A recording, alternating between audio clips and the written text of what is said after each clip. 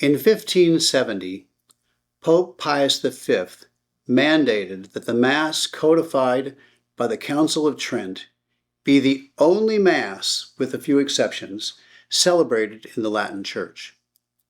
In 2021, Pope Francis did essentially the same thing, declaring that the Mass, promulgated after Vatican Council II, is the only legitimate Mass of the Latin Church, and taking steps to eliminate the use of the so-called traditional Latin Mass.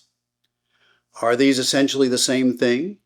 Two popes shepherding the flock in different times and trying to keep all the sheep in the same pasture by means of unified worship?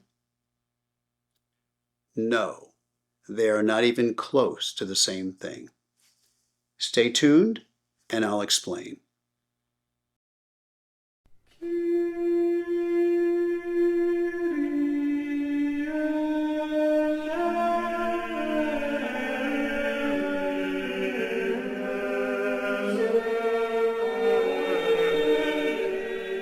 Boomer's Church, entertaining and enlightening stories, interviews, analysis, and everything else about life in the church before, during, and after the council.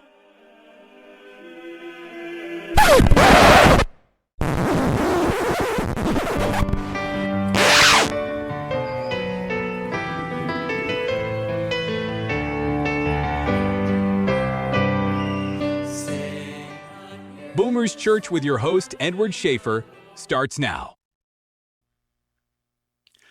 On the surface, it might seem like Pope Pius V in the 16th century and Pope Francis in the 21st century are doing the same thing, unifying the worship of the Church in order to embrace, express, and inculcate unified teaching and a common belief system. However, these two endeavors could not be more different. In order to understand the difference between these two endeavors, it's important to understand both the context and the purpose of each.